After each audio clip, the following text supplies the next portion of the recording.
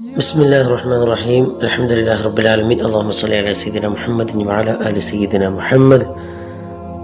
സഫർ മാസത്തിലെ അവസാനത്തെ ബുധനാഴ്ച, എല്ലാ അറബി മാസവും അവസാനത്തെ ബുധനാഴ്ച നഹ്സാണെങ്കിലും സഫർ മാസത്തിനൊക്കെ വളരെയധികം പ്രത്യേകതയുണ്ട്. കാരണം അള്ളാഹുവിൻ്റെ അദാബുകൾ, മുസീബത്തുകൾ വാനലോകത്തിൽ നിന്ന് ഭൂമിയിലേക്ക് ഇറങ്ങുന്ന ദിവസമാണ് എന്ന് മഹാന്മാർ രേഖപ്പെടുത്തിയിട്ടുണ്ട്.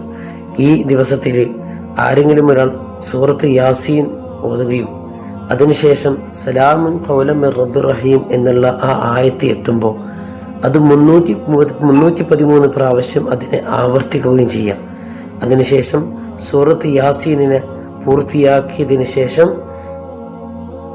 അവിടെ പ്രത്യേകിച്ചൊരു ദുആ ചെയ്യാനുണ്ട്. അല്ലാഹുമ്മ സ്വല്ലി അലാ സയ്യിദിനാ മുഹമ്മദിൻ സ്വലാത്തുൻ തുൻജീന ബിഹാ മിൻ ജമീഇൽ അഹ്വാലി വൽ ആഫാത്ത് വതഖ്ദീ ലനാ ബിഹാ ജമീഅൽ ഹാജാത്ത് وتطهرنا بها من جميع السيئات وترفعنا بها أعلى الدرجات وتبلغنا بها أقصى الغايات من جميع الخيرات في الحياة وبعد الممات.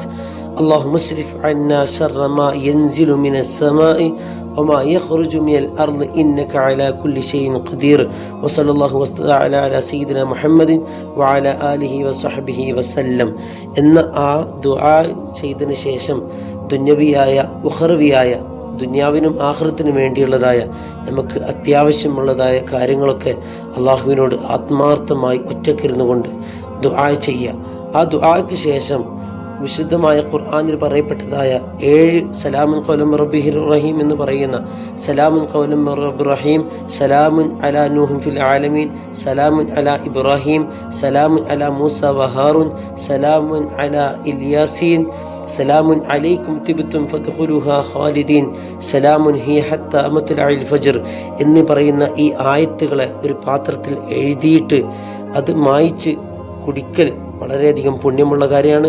ഇനി എഴുതാനും അങ്ങനെ വായിച്ചു കുടിക്കാനും കഴിയുന്നില്ലെങ്കിൽ ഒരു ഗ്ലാസ് വെള്ളത്തിലേക്ക് ഇത് മന്ത്രിച്ചുകൊണ്ട് കുടിച്ചു കഴിഞ്ഞാൽ പല മുസീബത്തുകളും അല്ലാഹു സുബ്ഹാനഹു വ തആല തട്ടി മാറ്റി നമുക്ക് വിജയം നൽകുമെന്ന് മഹാന്മാരായ ആളുകൾ പല രേഖകളിലായിട്ടും പല ഗ്രന്ഥങ്ങളിലായിട്ടും രേഖപ്പെടുത്തിയിട്ടുണ്ട്.